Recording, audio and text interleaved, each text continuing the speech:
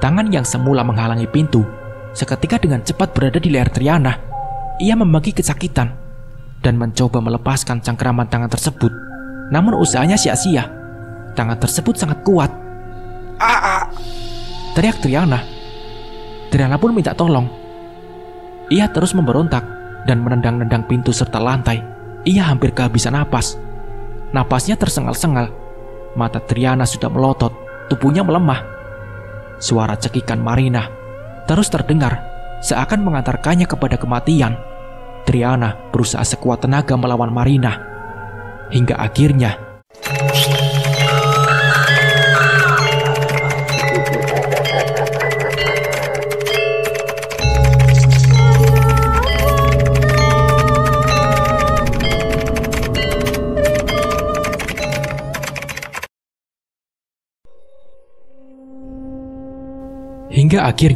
ia terus meronta. Ia lelah dan kekuatannya habis. Ia kehilangan kesadaran. Tangan busuk tersebut terlepas ketika ada suara seseorang yang tengah memanggil Triana dari luar. Tri, apa kau baik-baik saja? Tri, buka pintunya. Bukan 1-2 orang yang berdatangan, melainkan ada 6 orang. Mereka berbondong-bondong mendatangi rumah Triana karena mendengar Triana berteriak dan meminta tolong.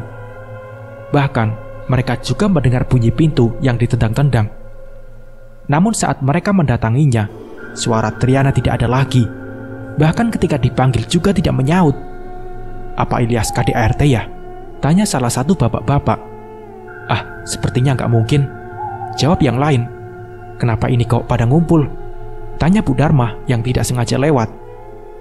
Ini kami dengar Triana berteriak. Bahkan ia seperti memukul-mukul lantai dan dinding. Sangat nyaring. Tapi saat kami kesini dan kami panggil Triananya tidak menyaut. Jelas bapak-bapak yang lain. Khawatir aja terjadi sesuatu atau Ilyas KDRT gitu. Sambung yang lain. Bu Dharma menyipitkan matanya. Beliau berucap, Ilyas tidak ada di rumah. Ilyas pergi bersama Amar untuk meminta petunjuk keberadaan Marina. Mereka pergi ke Batu Hayam, jauh. Jelas Bu Dharma. Kalau Ilyas tidak ada di rumah, terus Triana kenapa teriak-teriak? Iya, seperti kesakitan. Saya pun juga mendengarnya dengan jelas. Timpal Bu Ningrum. Apa mungkin bertengkar sama Ria? Ucap Bu Dharma bertanya-tanya. Woi, Bu Dharma, jangan fitnah sembarangan dong. Saya dari tadi cuma di rumah.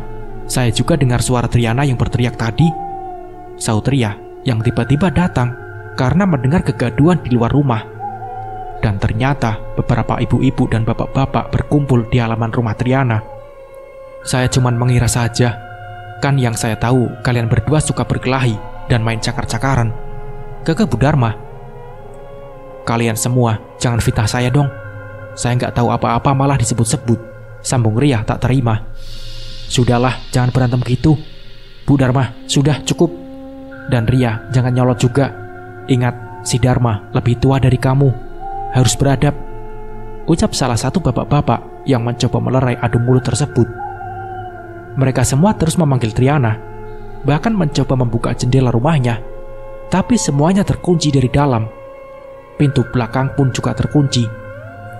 Setelah penuh pertimbangan dan beberapa kali dicoba kembali dipanggil, Triana masih belum menyahut, sedangkan Ilyas tidak ada di rumah.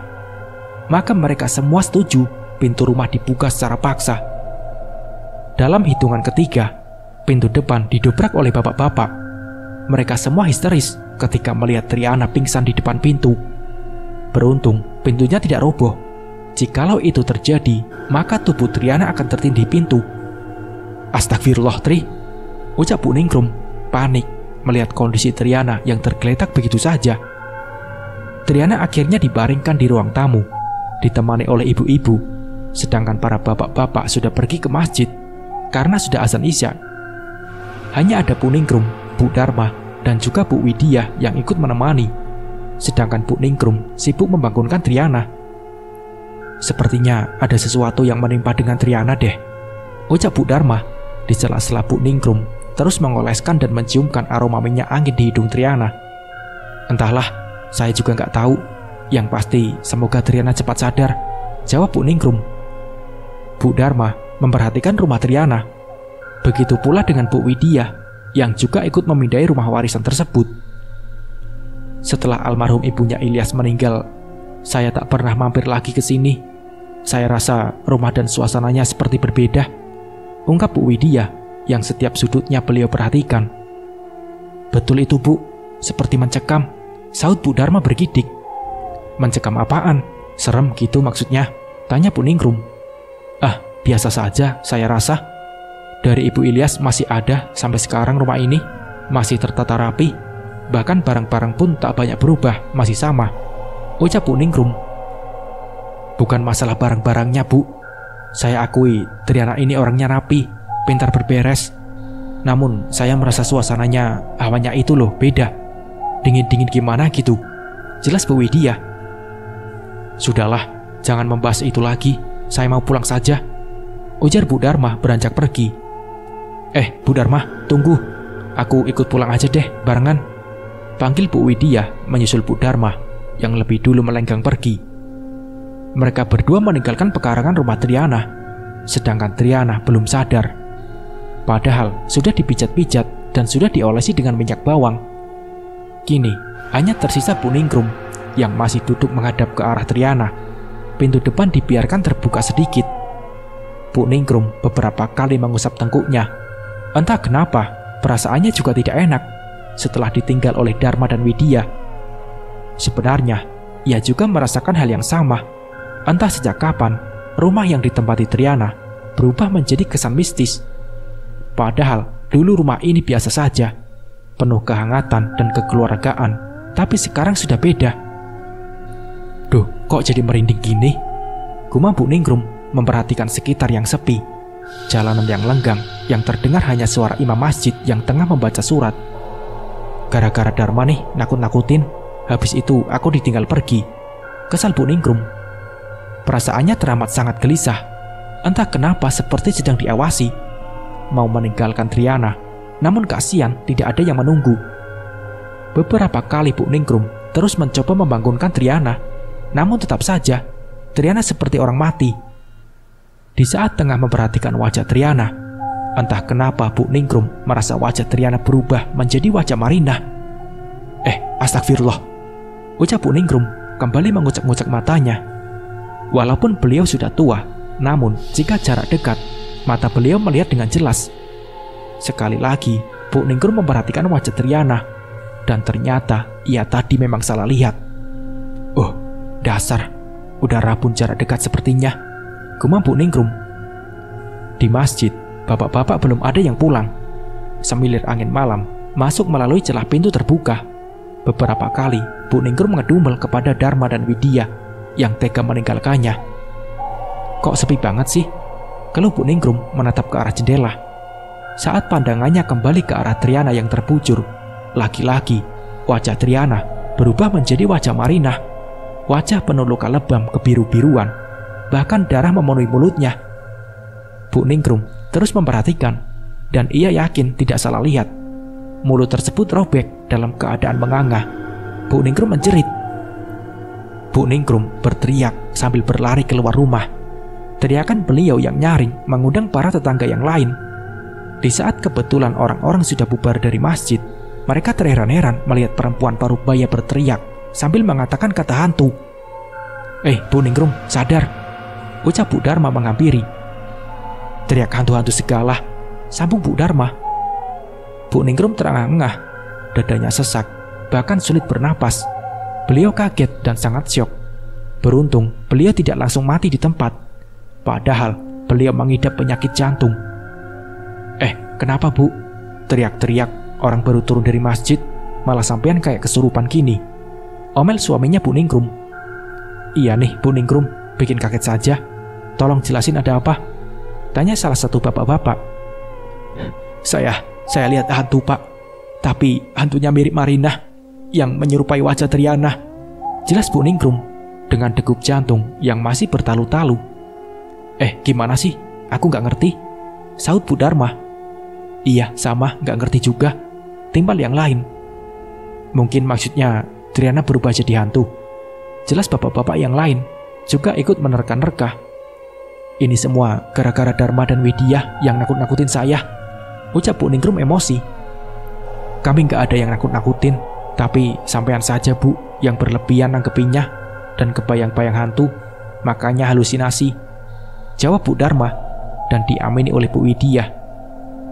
Coba langsung kita lihat, ujar salah satu bapak-bapak memberanikan masuk kembali ke dalam rumah Ilyas. Tidak ada hantu, Triana juga masih pingsan, ucap beliau. Nah kan, mungkin Bu Ningrum halusinasi, ucap Bu Widya menanggapi.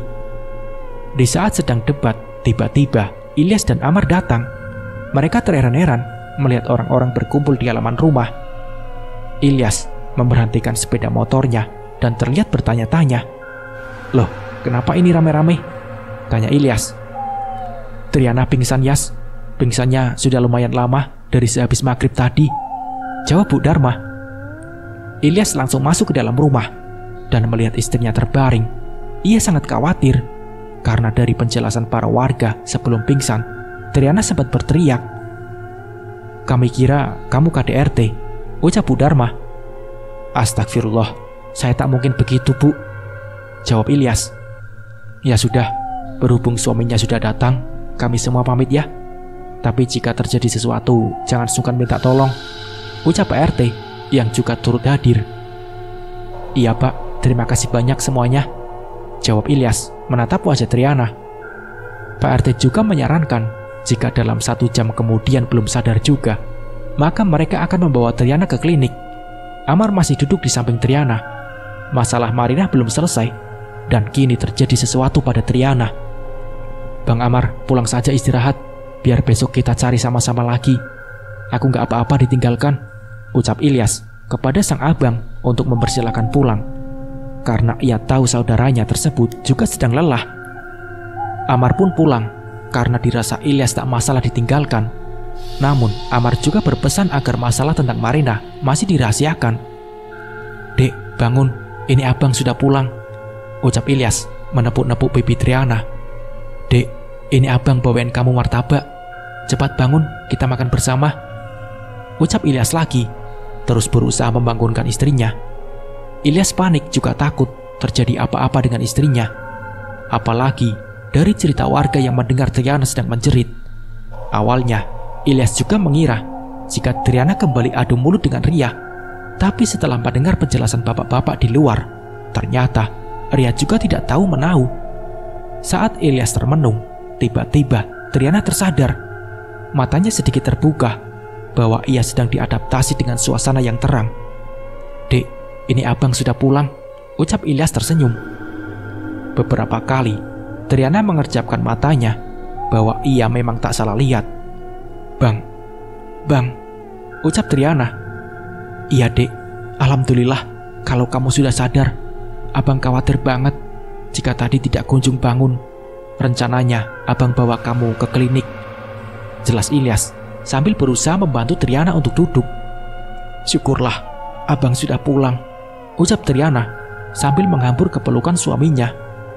Minum dulu dek, ucap Ilyas menyodorkan air putih. Sudah baik kan dek, kalau sedang sakit tolong beritahu abang biar nanti bawa berobat. Jika abang tahu akan terjadi kejadian seperti ini, abang gak akan meninggalkan kamu, ujar Ilyas sambil mengelus-ngelus rambut panjang Triana. Memangnya kamu kenapa pingsan dek? Bahkan tadi ada yang dengar kamu jerit-jerit, tanya Ilyas sambil memperhatikan manik mata Triana. Ia mencari penjelasan lewat mata tersebut. Gak apa-apa bang, tadi Tri hanya pusing karena habis terbentur, jelas Triana. Ilyas merasa tidak yakin jika Triana hanya terjatuh. Entah kenapa hati kecilnya berkata jika ada sesuatu yang terjadi pada istrinya. Namun Triana tidak ada menceritakan apapun. Abang beli martabak, tanya Triana membuyarkan lamunannya. Iya dek, oleh-oleh, jawab Ilyas. Mereka berdua saling menikmati makanan tersebut. Triana terdiam dan ia tahu tanpa ditanya pun nanti suaminya akan menceritakannya saja. Triana pun gelisah, padahal kali ini tidur bersama dengan Ilyas. Entah kenapa, ada atau tidaknya Ilyas, rasanya masih harap-harap cemas. Kali ini terdengar suara Marinah dengan jelas. Dan yang paling menakutkan, seperti ada seseorang yang tengah mondar-mandir di depan pintu kamarnya. Sejak tadi, Triana perhatikan bunyi jejak kaki yang menginjak lantai papan terus menggema. Apalagi tengah malam, suara itu semakin nyaring. Triana tak dapat tidur. Ia selalu kepikiran tentang Marina yang terus membayangi dirinya, padahal ia tidak sepenuhnya salah. Pagi-pagi, Bu Ningrum asik menceritakan kejadian kemarin. Gosipnya langsung tersebar luas. Kebanyakan orang tidak mempercayai Bu Ningrum karena perempuan tersebut sering tiba-tiba tak kenal dan pandangannya juga sudah mulai rabun. Jangan sering menghayal makanya Bu Ningrum, apalagi mikirin Marina, ucap Bu Dharma terkekeh. Lah, kalau nggak percaya, semoga nanti sesekali kau ditemuin sama hantu, ucap Bu Ningrum kesal. Iya nih, kayaknya Bu Ningrum memang sangat perhatian sama Marina, timbal yang lain. Siapa juga mikirin Marina, jawab Bu Ningrum. Awas aja kalian, semoga kalian semua ngerasain apa yang kurasakan ngelihat hantu dan lari tunggang langgang, kekeh Bu Ningrum menanggapi dengan candaan. Tiba-tiba, Triana datang. Seketika, perbincangan tersebut langsung berhenti. Mereka memilih tidak menceritakan kejadian tersebut pada Triana. Mereka enggan untuk menambah beban pikiran Triana. Apalagi, Bu Ningrum sangat tahu jika Triana orangnya panikan dan juga sedikit penakut. Saya datang, kok kalian malah pada berhenti berbincang? Apa jangan-jangan kalian semua sedang ngegosip saya? Tebak Triana tertawa-tawa. Pasti masalah tadi malam yang saya pingsan. Sebenarnya saya pingsan karena lelah saja, dan saya teriak karena jatuh dengan keras lalu pingsan, jelas Triana tanpa diminta. Sedangkan mereka hanya menanggapinya dengan gelengan kepala saja. Saya kira kamu dipukulin Ilyas, gelak Bu Ningrum. Sama, saya kira kekerasan dalam rumah tangga, timbal Bu Widya terkekeh, dan diikuti ibu-ibu yang lain dengan gelak tawa. Bu Ningrum dan beberapa tetangga yang lain tidak menceritakan tentang kejadian yang dialami oleh Bu Ningrum kemarin. Mereka semua kompak merahasiakan semuanya. Khawatir Triana jadi takut, apalagi ia selalu ditinggal Ilyas. Orang-orang berpendapat jika Bu Ningrum hanya ketakutan karena ditinggal sendirian dan mengakibatkan halusinasi. Tri, kabar Marina bagaimana? Udah tahu keberadaannya belum? Tanya Bu Dharma. Bang Ilyas belum cerita, Bu. Mungkin ia lupa menceritakannya karena lebih dulu panik melihat kondisi saya, jawab Triana tersenyum. Nanti jika Ilyas sudah cerita, jangan lupa ceritakan juga kepada kami ya, biar kami bisa tahu tentang berita Marina, ucap Bu Dharma. Kasihan sekali, sungguh malang nasib Mumar, ucap Bu Dharma bersedih karena beliau cukup dekat dengan iparnya Triana. Iya Bu, nanti kalau Bang Ilyas ada cerita. Tadi Tri juga mau nanya, tapi Bang Ilyasnya sedang kelelahan, jawab Triana setelah membayar belanjaan. Bu Dharma mengacungkan jari jempolnya. Triana beranjak pergi. Ia berdecih kepada perempuan gemuk yang suka kepo itu. Triana tahu jika perempuan tadi bukannya iba atau perhatian, namun hanya penasaran dan mencari bahan untuk gosip, lalu menyebarkan berita tersebut kepada ibu-ibu yang lain agar ia lebih update dan dikenal orang. Triana pulang dengan menenteng belanjaan. Ia masuk ke dalam kamar dan melihat suaminya sedang tidur. Tak ingin mengganggu, Triana memilih ke dapur untuk memasak. Bang, kemarin malam pergi dengan Abang Amar gimana? Tanya Triana penuh hati-hati. Entahlah dek, abang juga bingung jelasinnya gimana, jawab Ilyas, terus membuat Triana semakin penasaran. Ceritakan saja bang, aku juga penasaran pengen tahu, pinta Triana. Ilyas menghela dan menghembuskan napasnya dengan perlahan. Abang bikin Tri tambah penasaran deh, sebel Triana. Ilyas tampak menggaruk-garuk kepalanya yang tak gatal. Ia langsung berucap, hasil petunjuk kemarin, kata beliau, Mbak Marina masih berada di sekitar sini, tidak kemana-mana. Tapi dengan jelasnya tidak dapat dilihat, hanya petunjuk itu saja.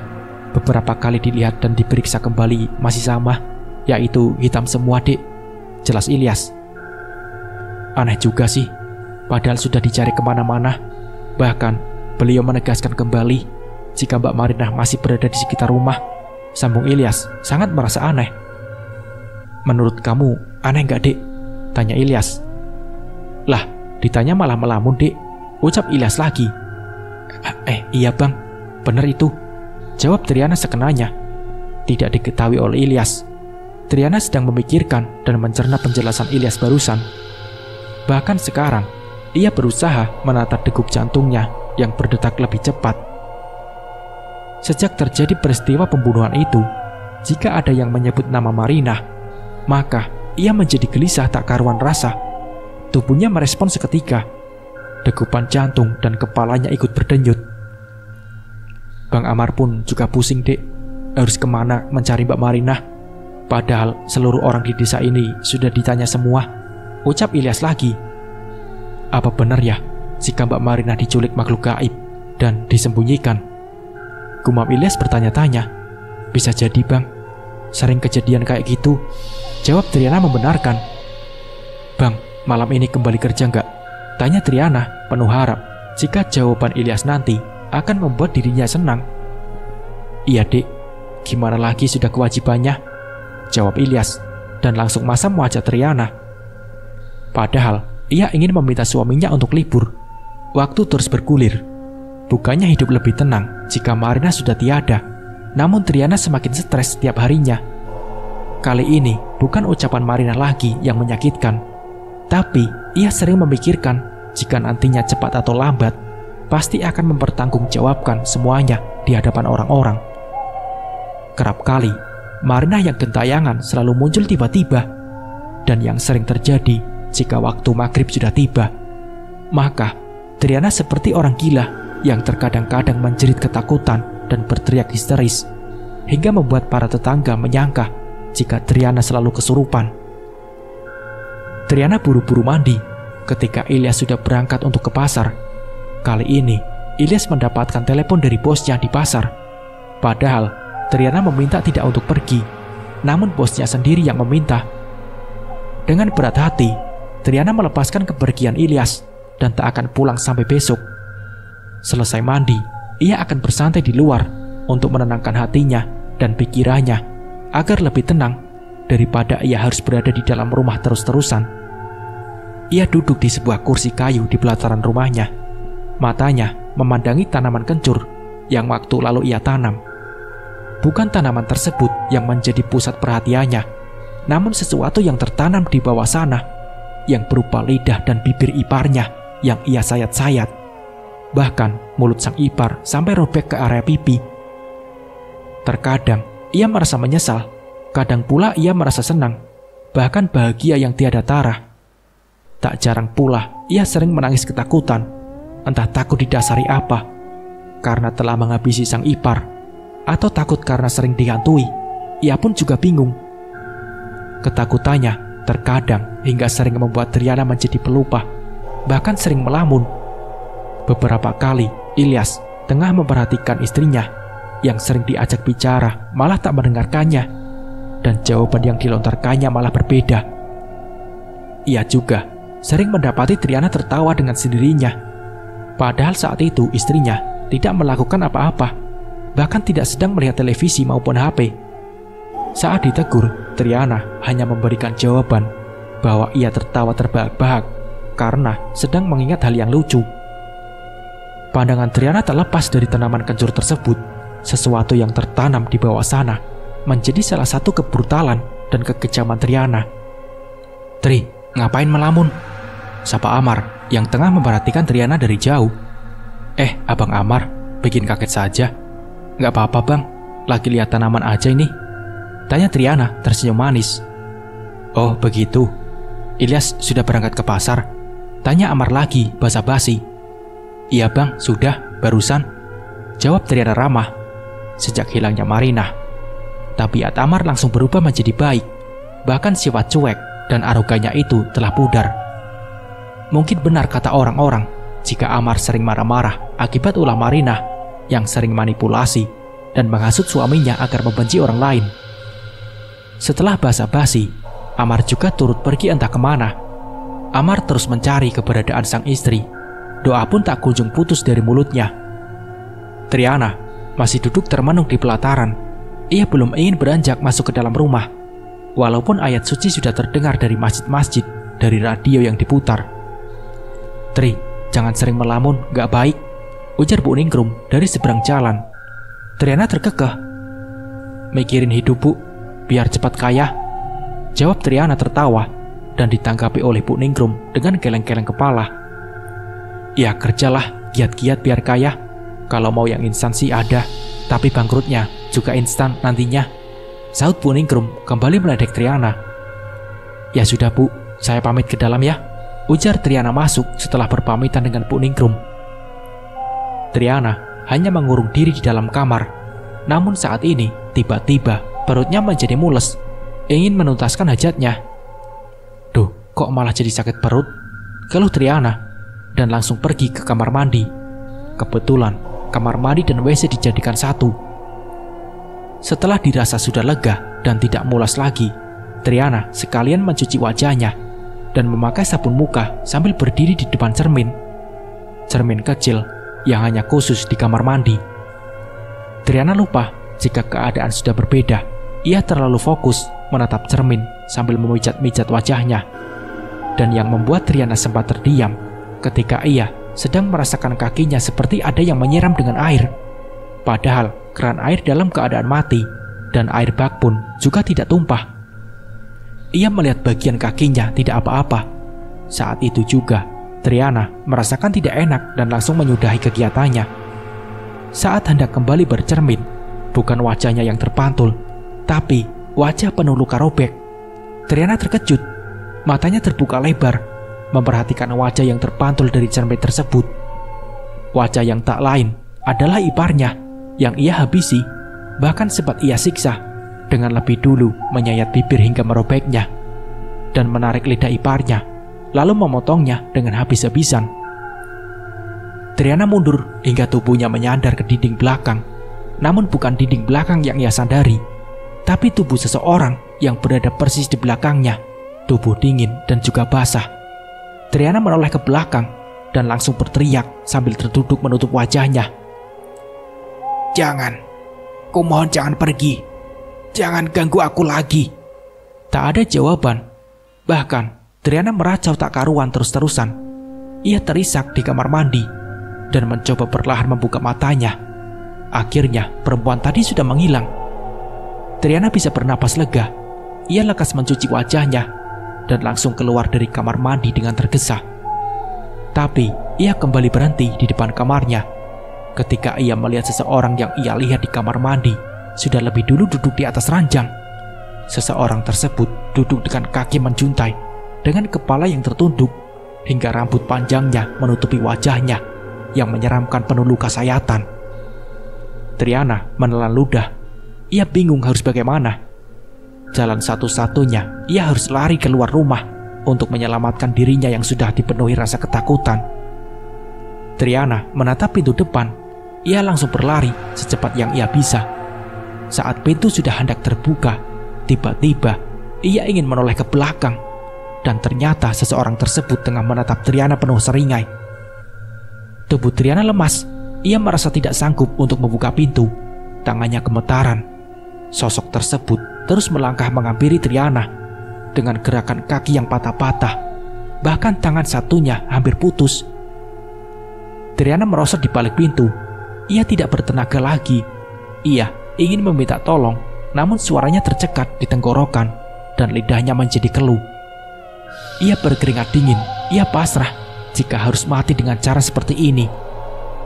"Lepaskan aku, Tri. Lepaskan aku," lirihnya. Tiba-tiba Triana merasakan ada tangan dingin yang menyentuh pergelangan tangannya. Triana masih duduk seperti semula. Ia hanya bisa mengeluarkan air mata. Triana sesekukan, entah apa yang selanjutnya akan dilakukan oleh perempuan itu. Ia pasrah, benar-benar pasrah. "Lepaskan aku. Aku ingin tenang. Lepaskan," ucap suara itu. Suara itu terus meminta untuk dilepaskan. Triana tidak mengerti. Ia berusaha kuat untuk bisa mencerna ucapan seseorang yang berada di hadapannya kini. "Tidak, tidak. Tak akan kubiarkan jasad kau ditemukan," bekik Triana dengan gelengan kepala. Sosok yang di depannya itu langsung menyeringai, memperhatikan barisan gigi yang mulai menghitam. Terlihat marah atas jawaban Triana yang tak mau mengakui kesalahannya. sosok Marina berteriak dengan lengkingan suara yang memekakan telinga. Triana tahu Marina pun juga tidak tenang. Ia selalu gentayangan dan mendatangi dirinya. Karena itu ia datang meminta Triana untuk jujur, lalu meminta jasadnya dikuburkan dengan layak.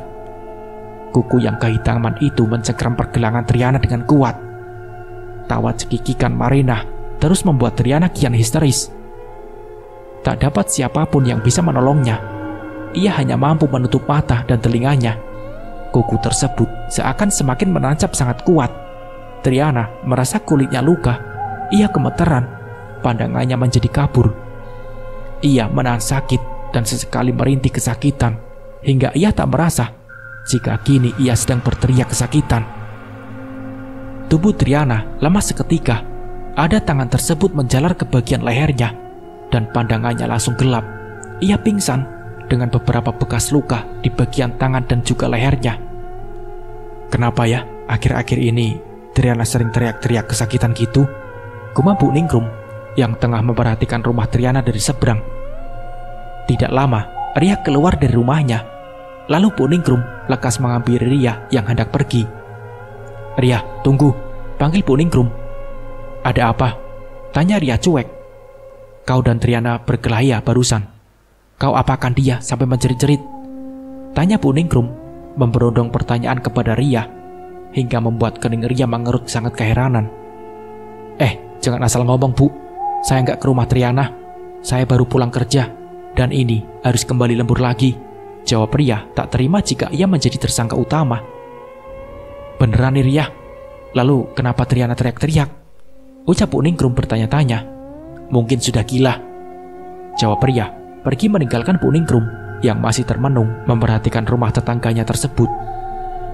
Bu Ningrum masih berdiri di tempat semula dan langsung pergi ketika sang suami memanggilnya. "Aneh deh Triana, beberapa terakhir ini sering teriak-teriak gak jelas," ucap Bu Ningrum membuka pembicaraan. "Mungkin lagi nyanyi, Bu," jawab sang suami. "Masa nyanyi maghrib-maghrib begini? Saat orang lagi sholat di masjid, ia teriak-teriak. Kan aneh," ucap Bu Ningrum. "Sudahlah, jangan terlalu ikut campur urusan orang lain. Kan sudah Triana tegaskan bahwa ia baik-baik saja. Kemarin kan ibu sendiri yang tanya," terang sang suami meninggalkan Bu Ningrum yang masih memikirkan Triana. Besoknya, Triana membalut lukanya dengan Hansaplast yang ia beli di warung. Saat ia ikut berkumpul, ibu-ibu yang lain tampak memperhatikan Triana yang kian hari tambah kusut. Bahkan cahaya wajahnya seperti hilang. "Kenapa tanganmu, Tri?" tanya Bu Ningrum memperhatikan tangan Triana. "Luka kemarin malam, Bu," jawab Triana yang masih ikut ngumpul-ngumpul seperti biasanya. "Oh, jadi kemarin malam kamu teriak-teriak itu karena terluka. Memangnya kenapa? Kena pisau?" tanya Bu Ningrum penuh selidik. "Iya, Bu, kena pisau," jawab Triana. Bu Dharma dan para ibu-ibu yang lain juga turut memperhatikan Triana. Ada yang aneh, namun mereka menganggap Triana hanya terluka sedikit. "Kena pisau kok di pergelangan tangan, bukannya di jari?" celetuk Bu Dharma yang masih bisa Triana dengar. "Lah, memangnya kenapa, Bu? Ada yang salah? Saya terluka di bagian manapun, apa masalahnya dengan Bu Dharma?" sahut Triana membalas gumaman Bu Dharma. "Aneh aja, Tri. Nggak usah nyolot juga dong. Di sini saya berhak berspekulasi sendiri," jawab Bu Dharma sambil menjauh pergi di samping Triana. Tri, saya lewat depan rumah kamu maghrib kemarin kok. Kamu malah berada di belakang rumah. Mana rambutmu terurai? Jalan sambil menunduk lagi. Memangnya lagi ngapain?" tanya Bu Wiwi merasa aneh. Saya kemarin lagi cari sesuatu yang hilang, Bu," jawab Triana asal. "Cari apa lagi, Tri? Belum ketemu uang yang kamu jatuh itu," sahut Bu Ningrum penasaran. Karena mendengar penjelasan dari Bu Wiwi bahwa beliau juga pernah melihat sama persis yang dilontarkan oleh Bu Wiwi. "Iya, Bu, belum ketemu juga," lirik Triana. "Oh begitu, Tri. Saya kira saya salah lihat kemarin," kakak Bu Wiwi. "Memangnya Bu Wiwi maghrib-maghrib mau kemana?" tanya Triana mengalihkan pembicaraan. "Mau ke warung. Kebetulan minyak saya habis kemarin, sedangkan ikan belum digoreng," jelas Bu Wiwi terkekeh. Triana bernapas lega. Beruntung Bu Wiwi tidak melihat secara jelas, apalagi sampai mengenali seseorang tersebut. Beruntung ibu-ibu yang pernah melihatnya adalah orang-orang yang sudah lumayan tua, yang pandangannya tidak begitu jelas. Lain kali kalau maghrib jangan berjalan-jalan di belakang rumah, apalagi di sana gelap penuh dengan kebun pisang dan semak-semak, kan serem, ujar Bu Wiwi. Belum tahu jika sebenarnya yang beliau lihat memang hantu beneran. Iya Bu, jawab Triana tersenyum. Triana kembali pulang dan membawa belanjaan. Ia tak mau berlama-lama. Itu hanya membuat dirinya selalu ditanya-tanya, dan ia tidak suka apalagi menyinggung soal Marinah. Ia terduduk di ruang televisi. Sejak tadi malam ia tidak bisa tidur. Lumayan lama ia pingsan hingga sampai subuh. Matanya tak bisa dipejamkan lagi. Matanya ngantuk, terlihat matanya lelah. Bahkan makan pun ia tidak seenak seperti biasanya. Dalam beberapa terakhir ini badannya lebih kurusan. Wajahnya pun berubah tirus. Ia juga selalu merasakan pusing, dan obat tidak pernah ketinggalan untuk diminum agar kepalanya lebih enteng. Ilyas pergi ke bengkel sejak tadi, padahal ia ingin sekali dipijat suaminya. Badannya sakit semua seakan remuk. Triana berharap sosok Marinah jangan sampai mengganggu orang lain, dan ia juga berharap semoga orang lain tak ada yang melihat lagi. Cukup Bu Ningrum dan Bu Wiwi saja, perempuan parubaya yang tak bisa mengenali jika yang mereka lihat adalah sosok Marinah yang menyeramkan. "Bang, aku minta jangan pergi malam ini ya," pinta Triana. Ilyas tertawa dan menganggap jika yang diucapkan Triana hanya ingin dimanja. "Ini demi kamu juga, Dek, agar kamu bisa enak jajan ini itu," jelas Ilyas, dan lagi-lagi Triana hanya bisa pasrah. Besoknya Triana kembali ikut nimbrung berkumpul dengan ibu-ibu yang lain. Tri, kemarin maghrib saya panggil kamu malah gak nyaut," ujar Bu RT membuka percakapan di saat menunggu tukang sayur. "Kemarin maghrib? Memangnya Bu RT ada manggil saya?" tanya Triana balik. "Iya Tri, kok saya perhatiin kamu seperti mondar-mandir waktu maghrib di dekat kebun pisang," sambung Bu RT. "Rambut gak diikat, gak pakai jilbab, disapa malah gak dengar," jelas Bu RT yang tidak tahu menau tentang cerita Bu Ningrum dan juga Bu Wiwi. Triana tampak diam. Ia bingung harus menjawab apa. Beberapa kali Triana ingin jujur, namun hatinya seakan menolak.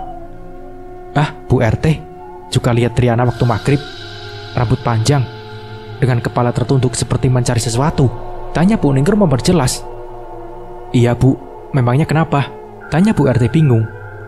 Ibu-ibu yang lain juga ikut mendengarkan. Mereka semua menunggu jawaban Triana agar menjelaskannya, dan ingin tahu apa yang diperbuat Triana. "Beneran kamu gak, Tri? Apa jangan-jangan yang kemarin saya lihat itu hantu?" tanya Bu RT bergidik ngeri. Triana hanya terdiam, sedangkan ibu-ibu yang lain terus mendesaknya. "Bukan saya Bu, saya gak ada di luar waktu maghrib," jawab Triana pelan. "Waduh, berarti saya kemarin menyapa hantu dong," terang Bu RT, membuatnya jadi merinding tiba-tiba. Triana langsung pamit pulang dengan alasan Ilyas yang tiba-tiba memanggilnya dari jauh. Ibu-ibu yang lain masih membicarakan tentang hantu tersebut.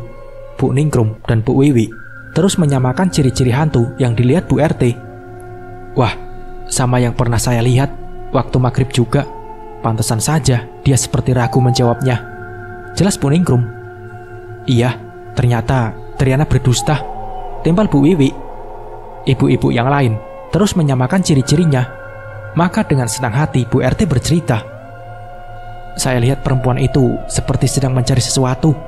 Kepalanya terus menunduk, rambutnya terurai panjang, memakai daster dengan warna gelap, dan jalannya seperti menyeret kakinya. Namun wajahnya tertutup," jelas Bu RT. "Bentuk tubuhnya lebih kurusan, makanya saya tidak yakin bahwa itu Triana," sambung Bu RT yang terus mengelus bagian tangannya yang merinding. "Yang saya lihat kemarin sama persis dengan yang dijelaskan sampean Bu," saut Bu Ningrum. "Kok sama ya?" timpal Bu Wiwi bergidik ngeri. Jika ia tahu bahwa yang ia lihat kemarin adalah hantu, mungkin ia akan berlari tunggang langgang. "Anehnya hantu itu selalu berada di sana. Apa jangan-jangan itu adalah seseorang yang gentayangan?" saut yang lain. Mereka menerka-nerka siapa sosok hantu tersebut. Namun di desa, mereka tak ada yang baru meninggal. Sedangkan muncul sosok tersebut hanya akhir-akhir ini. Kira-kira siapa ya? Tanya Bu Dharma yang ikut nimbrung. Tak ada yang bisa mengenalinya, karena wajahnya hampir tertutup semua. Apalagi jika dilihat saat maghrib, maka pencahayaan juga minim. Ibu-ibu yang lain juga ikut menerka-nerka bahwa beranggapan jika itu adalah mertuanya Triana yang ketayangan. Astagfirullah, kok malah bawa ibunya Ilyas? Beliau orang baik, meninggal hari Jumat. Dan kalau dilihat dari postur tubuhnya bukan ibu Ilyas. Jelas Bu RT, dan juga diamini oleh Bu Ningrum, dan juga Bu Wiwi yang menjadi saksi. Kalau saya perhatikan kemarin, saya mengira itu adalah wanita yang sudah lama tidak kelihatan. Makanya saya tak yakin jika itu Triana. Jelas Bu RT sambil manggut-manggut. Maksudnya wanita itu siapa, Bu? Tanya Bu Wiwi. Mereka menunggu jawaban Bu RT. Bu RT menyamakan seseorang yang ia kenali dengan yang ia lihat kemarin. Siapa, Bu? Siapa? Desak yang lain. Bu RT terdiam, lalu menatap ibu-ibu yang lain dengan yakin beliau berkata, Marinah? Apa Marinah? Siapa, Bu? Desak yang lainnya lagi. Mereka kompak terkejut semua. Ada yang percaya, ada juga yang tidak. Ah, masa sih? Mana mungkin Marinah jadi hantu? Tanya yang lain. Ini hanya sudut pandang saya, karena jika dilihat dari postur tubuhnya, sama persis dengan Marinah. Dan saya ingat si Marinah juga memiliki rambut panjang sampai pinggang, walaupun sering dia galung. Terang Bu RT. Ah, iya Bu, rambut Marinah memang panjang sampai pinggang, saut Bu Ningrum. Tapi saya harap saya salah, dan semoga Marinah cepat ditemukan dengan keadaan sehat, ucap Bu RT. Bu Dharma hanya diam saja. Beliau sangat menyimak pembicaraan kali ini. Bahkan, beliau tidak ikut mendebat ataupun menyela. Entah kenapa, perasaan Bu Dharma jadi tidak enak, mengingat ia dan Marinah cukup dekat. Memangnya sudah dilaporkan ke polisi belum sih? Tanya salah satu ibu-ibu. Nggak tahu juga. Yang ku tahu mereka hanya mencari melalui perantara orang pintar yang bisa melihat secara batin keberadaan Marinah. Jelas Bu Dharma. Kasihan saja si Marinah kalau terlalu lama nggak dicari-cari, ucap yang lain. Nanti deh, ku tanya sama Ria, agar kita tahu sudah jauh mana pencarian Marinah, ujar Bu Dharma, dan disetujui oleh yang lain. Ibu-ibu itu pun bubar setelah berbincang-bincang dengan penuh ketegangan, bahkan saling menerka-nerka siapa sosok tersebut. Bang, gimana kabar pencarian selanjutnya? Tanya Triana, ingin mengetahui langkah selanjutnya. Tidak tahu, Dek, belum ketemu Bang Amar juga, jawab Ilyas. Oh, begitu Bang. Semoga Mbak Marinah baik-baik saja, sambung Triana sambil memasang wajah sedih agar terlihat ia juga mengkhawatirkan sang ipar. Nanti abang ke rumah Bang Amar habis makan, mumpung Bang Amar dan anak-anak beliau ada di rumah, ungkap Ilyas sambil menyuapkan makanan ke mulutnya. Apa kamu mau ikut, Dek? Tanya Ilyas. Enggak Bang, Tri di rumah saja. Nanti kalau salah-salah dikit, malah masalah makin runyam. Apalagi ada Ria. Oga aku Bang, jawab Triana panjang lebar. Ilyas hanya tertawa menanggapinya. Triana dan Ria masih saja tak pernah akur. Dua perempuan itu masih suka adu mulut tak mengenal waktu.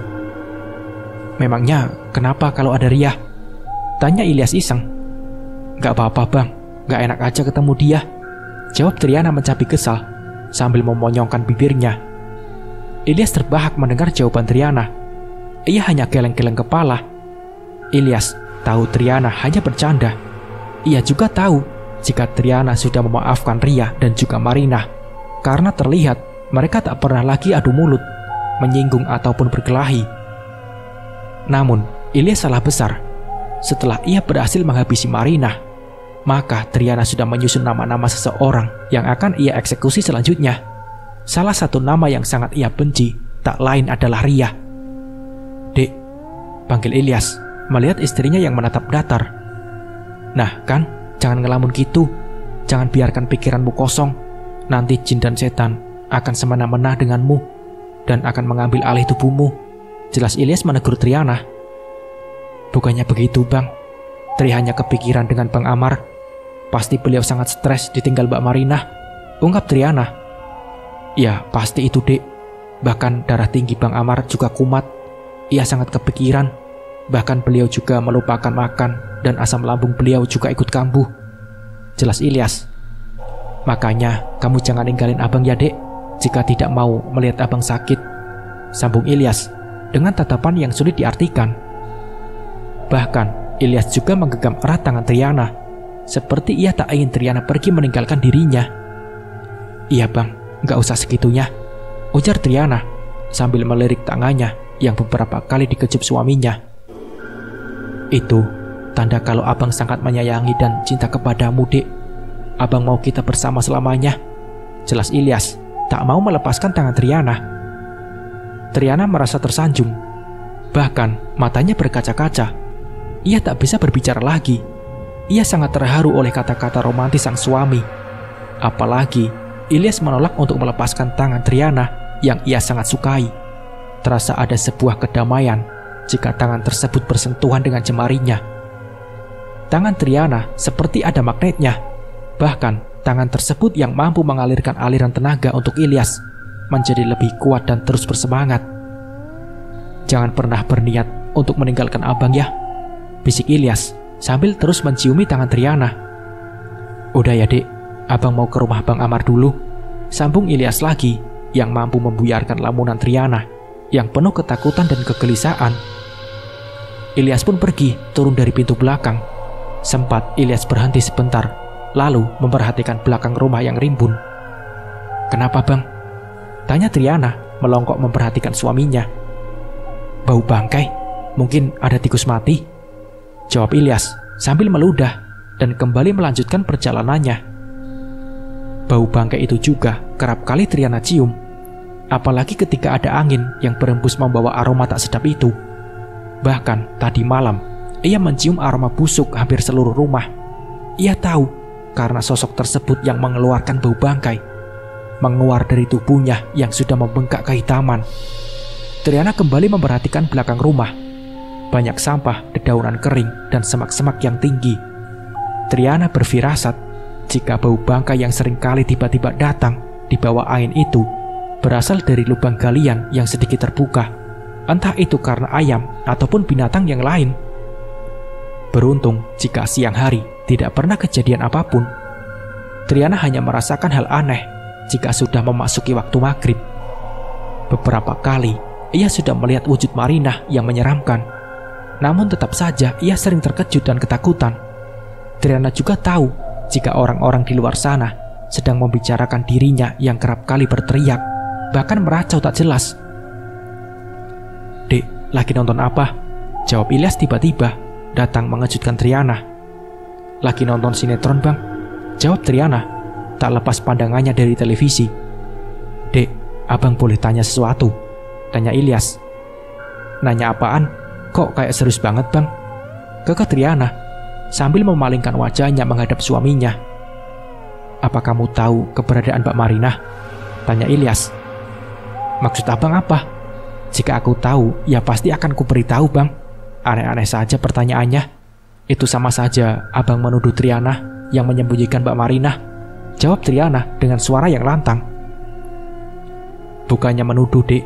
Ya deh, abang maaf, ucap Ilyas sambil mencubit pipi Triana.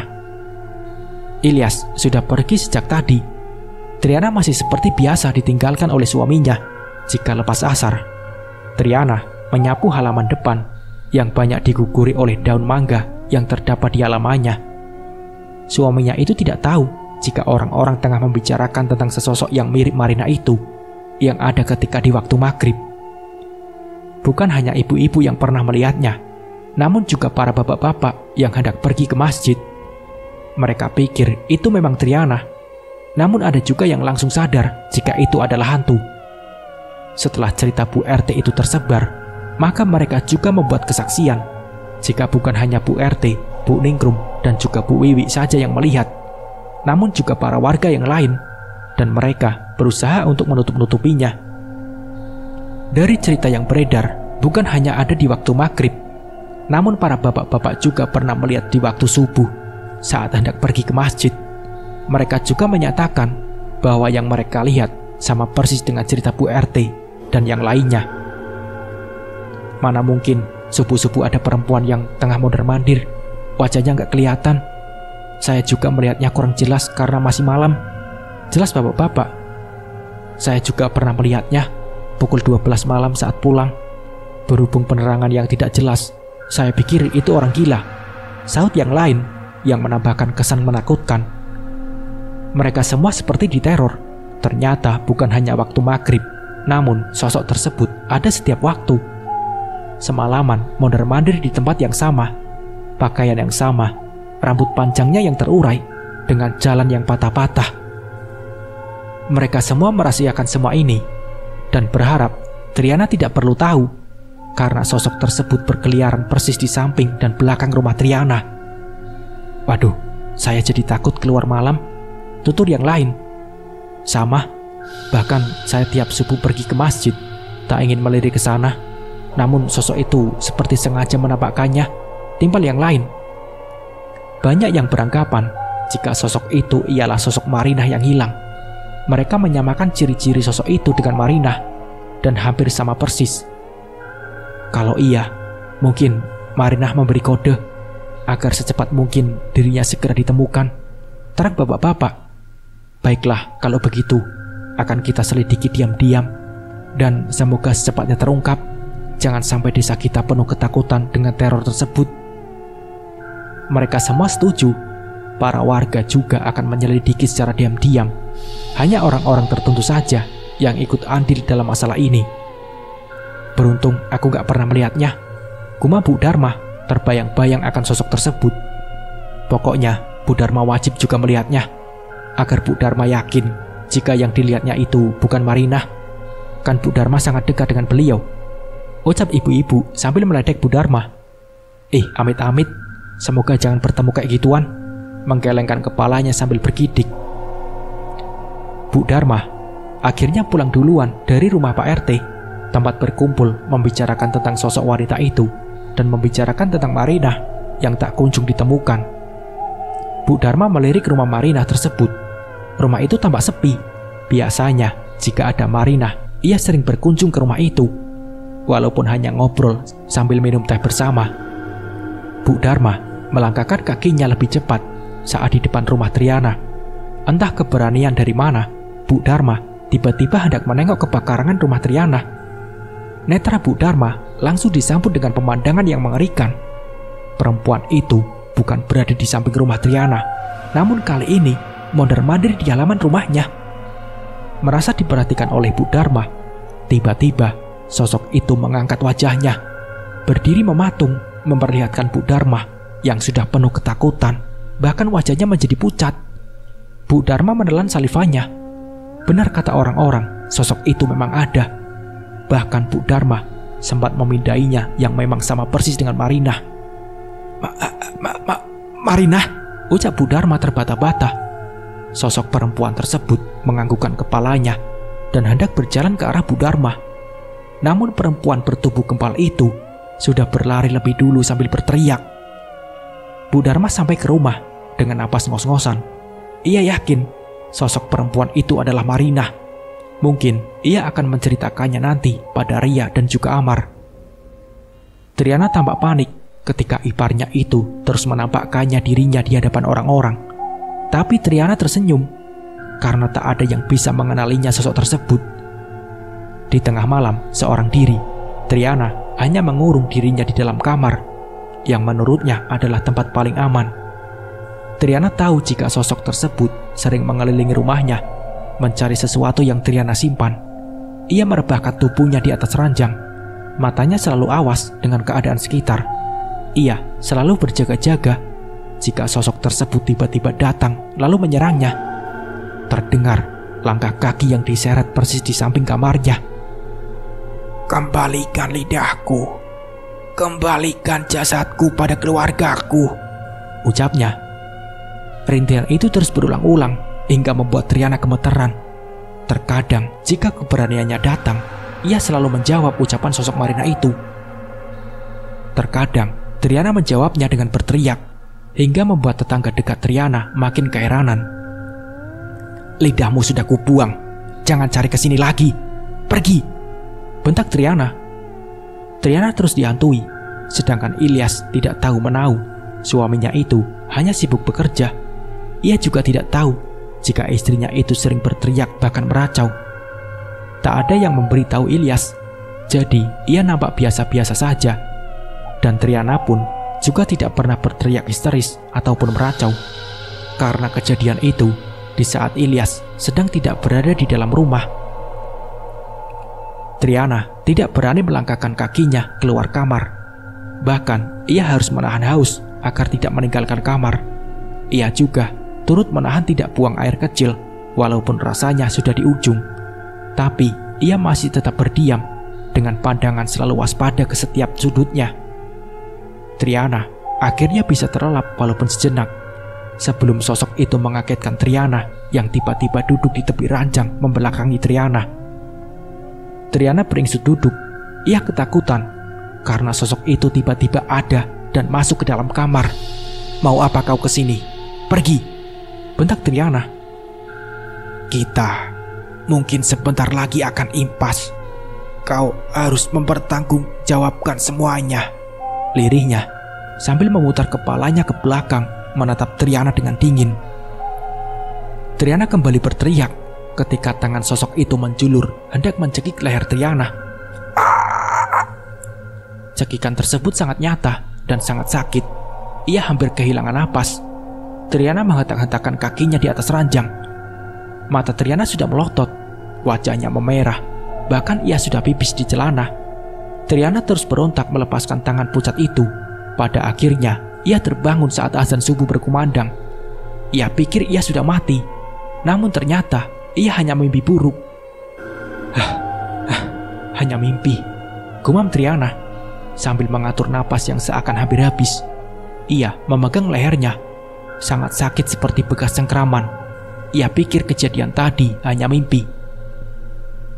Padahal hati kecil Triana mengakui itu memang nyata, dan ia pun pingsan, lalu tidak mengingat apa-apa lagi. "Assalamualaikum, Dek," panggil Ilyas. "Waalaikumsalam, Bang. Dari tadi aku nungguin loh," ujar Triana, yang sejak tadi suaminya terlambat datang dari biasanya. "Bang, kok bengong begitu? Mikirin apa? Pusing?" tanya Triana.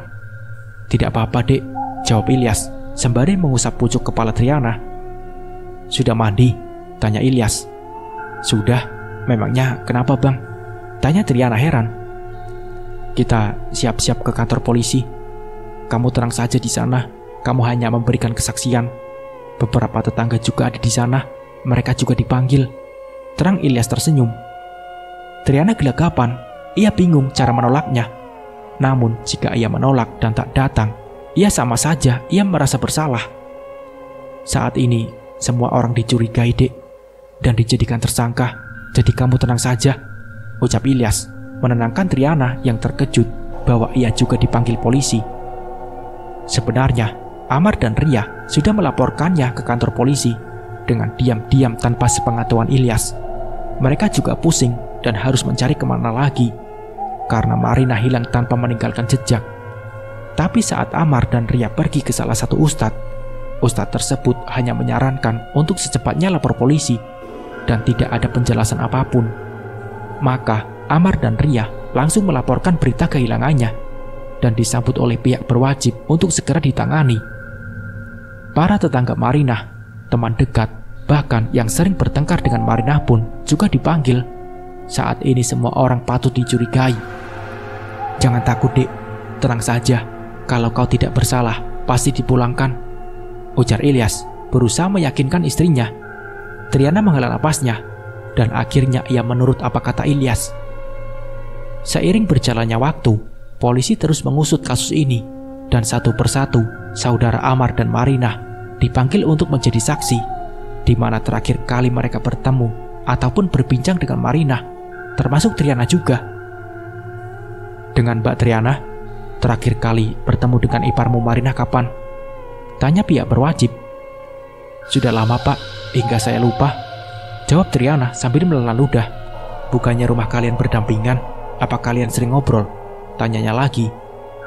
"Iya betul, Pak, tapi kami sangat jarang bertemu maupun ngobrol," jawab Triana lagi. "Apa kalian tidak terlalu akrab?" tanyanya. Triana menganggukkan kepalanya sembari berkali-kali menelan ludah. Ia tidak bisa menyembunyikan perasaan takut dan gelisahnya. Irama detak jantung Triana seakan tak beraturan. Beberapa kali ditanya, Triana tampak gugup menjawabnya hingga terbata-bata. Melihat tingkah laku Triana yang seperti orang ketakutan, maka semakin banyak bermacam-macam pertanyaan yang keluar dan diulang-ulang, hingga keluar sebuah pertanyaan yang sangat mengejutkan. "Di mana kau sembunyikan jasad iparmu?" tanyanya. Triana tak bisa mengelak lagi. Beberapa polisi mendekati Triana dan langsung menangkap Triana dengan memborgol tangan Triana. Sekali lagi, polisi tampan itu bertanya, "Di mana kau sembunyikan jasad iparmu?" tanya Pak Polisi. Namun Triana langsung tertawa terbahak-bahak. Ia sudah stres dan merasa menang. Namun tawanya itu langsung pudar dan berganti dengan isakan tangis, tanda ia menyesalinya. Triana tersenyum miring menatap polisi itu sambil berucap, "Takkan aku beritahu," ucap Triana. Polisi itu dengan sabar kembali menanyakan motif kejahatan Triana. Dengan santai, Triana menjelaskannya sambil sesekali ia menangis dan tertawa bahwa ia sudah merasa sangat puas. Berbeda dengan Ilyas, ia sangat terpukul atas kejadian ini. Anggota keluarga sudah berdatangan untuk mengetahui siapa pelakunya. Ilyas menangis jadi-jadinya. Ia sungguh tidak menyangka jika yang membunuh kakak iparnya itu ialah istrinya sendiri. Istri yang ia sayangi, bertutur kata lembut, penuh kasih, penyabar, dan ternyata perempuan yang selalu di sisinya itu yang telah menghabisi nyawa seseorang. Triana menangis, bukan ia menyesali perbuatannya. Namun, ia kini sedang menangisi Ilyas. Ia tidak sanggup melihat suaminya itu berurai air mata. Ia tahu Ilyas sangat kecewa, bahkan suaminya itu tak akan pernah bisa memaafkannya. Namun, Triana hanya manusia biasa yang memiliki hati tak sekuat yang ia bayangkan. Ia juga memiliki perasaan dan bisa tersinggung. Ada kalanya ia bisa menahan rasa sakit dan mencoba sabar. Lambat laun hingga kesabarannya itu habis, maka pikirannya menjadi buntu. Di saat ia sendirian menghadapi kekejaman sang ipar, ia merasa ada suara yang membisikkan di telinganya untuk menghabisi iparnya itu, agar tidak ada lagi yang mengganggunya. "Maafkan aku, Bang. Maafkan aku," batin Triana. Ia terus didesak, terus menceritakan semuanya hingga waktu dan kejadiannya. Di tempat yang berbeda, satu kampung heboh dengan berita hangat yang saat ini menjadi bahan pembicaraan. Entah siapa yang membawa kabar tersebut hingga langsung menyebar dengan cepat bahwa Triana menjadi tersangka utama yang telah menghabisi nyawa Marinah. "Apa suamimu juga turut andil dalam hal ini?" tanya Pak Polisi. Triana menggeleng pelan.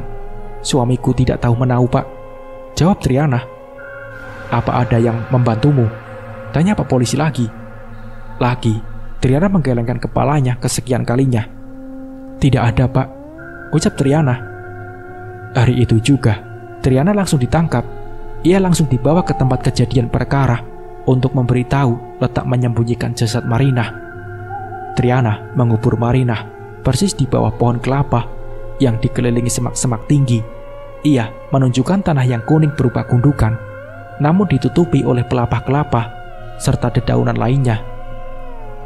Tak ada yang pernah menginjakan kaki di sana.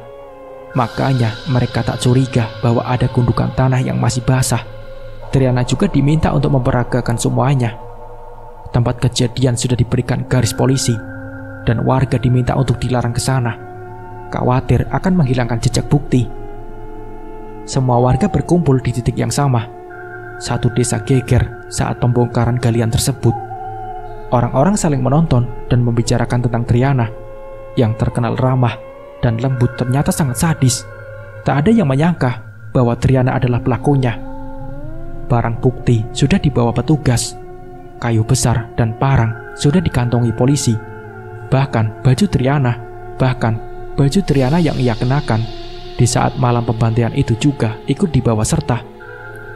Bahkan saat memasuki rumah Triana, polisi mendapatkan daftar nama-nama yang Triana simpan. Yang tak lain itu adalah daftar nama yang akan selanjutnya ia eksekusi. Nama-nama itu tertulis rapi dengan kertas yang dilipat. Nama Marinah sudah ia coret dari dalam daftar itu. Ria, Dharma, Ningrum, Fatma, Wiwi, dan juga beberapa nama yang Triana tulis. Setelah ditelusuri, ternyata nama tersebut ialah yang pernah membuat Triana sakit hati. Triana sudah pasrah, tak ada tangisan di wajahnya. Bahkan di saat ia melewati kerumunan warga, wajahnya tanpa ekspresi apapun. Para warga meneriaki Triana, bahkan kata-kata kasar dilontarkan kepadanya. Mungkin jika tidak ada petugas, bisa saja Triana diamuk massa. Ilyas sungguh tidak kuat. Ia bahkan merutuki dirinya sendiri sebagai suami yang gagal. Ia berteriak sambil memukul-mukul tangannya ke dinding. Bahkan kerabat Ilyas yang dari jauh berdatangan untuk menyemangati Ilyas, dan ada juga yang hanya ingin mengetahui semuanya. Bahkan halaman rumah Triana, tanaman kencur yang ia tanam waktu lalu juga turut dibongkar dan dijadikan satu dengan jasad yang sudah dibungkus menggunakan kantong jenazah. Ada puluhan adegan yang Triana peragakan, dari ia yang memukul Marinah hingga membuat Marinah tak berbentuk badan lagi. Triana akhirnya benar-benar membuktikan ucapan iparnya itu yang pernah Marinah lontarkan, jika ia adalah seorang pembunuh. Bukan itu saja, Triana mungkin sudah ditakdirkan untuk tidak memiliki anak. Sesuai dengan ucapan Marinah, maka kata-kata sang ipar itu menjadi kenyataan. Mungkin ia selamanya tak memiliki anak, karena harus mempertanggungjawabkan semuanya di balik jeruji besi. Orang-orang menatap Triana penuh benci. Mereka geleng-geleng kepala dengan kebengisan Triana. Sedangkan Ria hanya bisa menangis. Sebelumnya, ia hampir ingin membalas perlakuan Triana. Namun, Ria secepatnya bisa dicegah. Kalau itu terjadi, mungkin Triana juga hampir terluka atau mati. Karena Ria menyerangnya tiba-tiba menggunakan parang. "Dasar perempuan mandul, perempuan neraka, perempuan jahanam, membusuk kau di penjara," ucap Ria dengan histeris. Triana yang mendengarnya hanya menampilkan wajah datar, walaupun sempat terlukis senyuman miring menghiasi wajah itu. Amar beberapa kali pingsan. Ia tidak sanggup menyaksikan jika istrinya dimutilasi oleh Triana. Amar pun marah, namun ia bisa mengendalikannya. Ia sudah ikhlas. Triana berbuat sejauh ini memang disebabkan oleh istrinya. Kerumunan semakin bertambah. Kantong jenazah sudah dibawa lebih dulu untuk otopsi ke salah satu rumah sakit besar. Sebelum Triana meninggalkan halaman rumahnya, ia sempat menoleh ke belakang dengan senyuman miring menatap pria dan kerumunan yang meneriakinya. Ia dipaksa masuk ke dalam mobil, namun fokusnya seperti di suatu titik. Ia melihat siluet bayangan Marinah dengan senyuman merendahkan. Triana turut melemparkan seringaian yang lebih menakutkan sambil berkata lirih, "Karma dibayar tunai." Nah, seperti itulah kisahnya. Terima kasih buat kalian yang sudah menonton dari awal sampai akhir. Semoga kisah ini bisa menjadi hikmah dan pembelajaran. Mungkin cukup sekian dari saya. Wassalamualaikum warahmatullahi wabarakatuh.